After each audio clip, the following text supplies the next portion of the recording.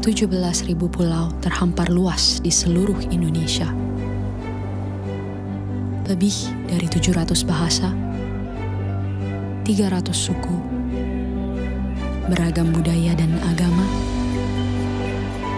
tak mampu menghalangi kita menjadi bangsa yang satu. Ini Indonesia, tanah kaya yang masyhur akan perbedaan dan keramahannya. Tanah lahirnya masyarakat yang terbuka dan memiliki daya juang tinggi. Jadi, apa sih itu masyarakat majemuk? Masyarakat majemuk adalah masyarakat yang terdiri dari berbagai macam suku, agama, budaya, ras, dan bahasa yang saling hidup berdampingan dalam suatu wilayah. Masyarakat majemuk biasanya disebut juga masyarakat plural, yang di dalamnya terdiri dari berbagai kelompok sosial yang saling hidup berdampingan. Indonesia merupakan negara yang memiliki banyak keanekaragaman. Hal ini yang menyebabkan Indonesia menjadi negara yang memiliki masyarakat yang majemuk. Keanekaragaman ini dapat menjadi sebuah kekayaan apabila kita dapat menjaga dan melestarikannya. Namun, juga dapat menjadi sebuah senjata apabila di dalamnya tidak terdapat rasa saling toleransi. Penting untuk kelompok sosial untuk menjaga keanekaragaman ini, agar memperkuat jati diri bangsa dan memperkaya keanekaragaman negara kita. Menurut Pierre van den Berg, ada beberapa ciri masyarakat majemuk, yaitu yang pertama, adanya segmentasi. Nah, hal ini yang membuat antar kelompok memiliki sub kebudayaan yang berbeda.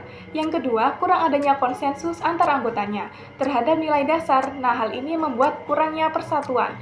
Yang ketiga, secara relatif sering mengalami konflik antar golongan. Yang keempat, secara relatif, integrasi sosial tumbuh di atas paksaan, di atas tuntutan ekonomi. Yang kelima, adanya dominasi kelompok yang menimbulkan dominasi politik atas kelompok yang lebih tinggi dibanding kelompok yang di bawahnya. Bagaimana masyarakat majemuk dapat menghadapi tantangan yang terjadi dalam mempersatukan kelompok? Tentunya hal pertama yang dapat dilakukan oleh masyarakat majemuk untuk menghadapi tantangan mempersatukan kelompok adalah dengan cara merendahkan hati dalam menyikapi perbedaan yang ada.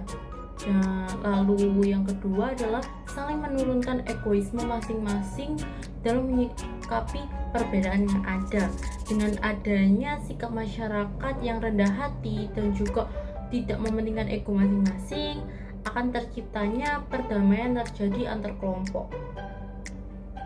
Bagaimana upaya mempertahankan solidaritas antar masyarakat? Toleransi dan pendidikan multikultural saling mendukung dalam menciptakan masyarakat yang harmonis. Toleransi memungkinkan perbedaan diterima dan pendidikan multikultural mengajarkan penghormatan terhadap keberagamannya. Keduanya sangat mempunyai kombinasi yang sangat kuat dengan tujuan untuk mencegah konflik dan menjaga hubungan sosial masyarakat agar tidak hancur begitu saja. Bagaimana masyarakat majemuk dapat menghadapi disintegrasi dalam masyarakat? Disintegrasi bangsa terjadi ketika keberagaman tidak dikelola dengan baik, menciptakan permasalahan antar kelompok. Hal ini memicu separatisme dan mengancam persatuan. Penyebabnya termasuk ketidakadilan dan diskriminasi. Untuk mencegahnya, penting menyelesaikan konflik dan menumbuhkan toleransi antar agama, suku, ras, dan etnis. Meningkatkan kerjasama antar kelompok sosial dengan latar belakang yang berbeda-beda. Dalam hal ini kita dapat melakukan dengan langkah awal, yaitu membangun dialog terbuka antar masyarakat. Dengan adanya dialog terbuka ini akan menumbuhkan rasa saling memahami antar masyarakat satu sama dengan yang lain.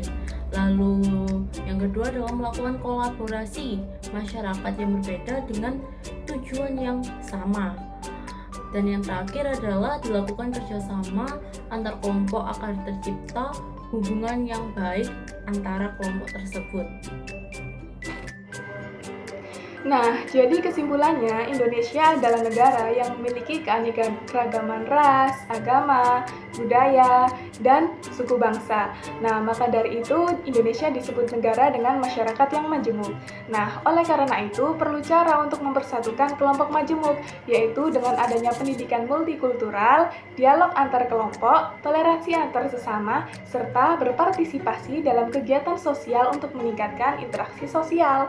Tapi peran pemerintah, lembaga, dan organisasi masyarakat juga nggak kalah penting untuk meningkatkan integrasi antar bangsa ini. Jadi perlu diperlukan persatuan bersama untuk meningkatkan integrasi sosial ini. Terima kasih.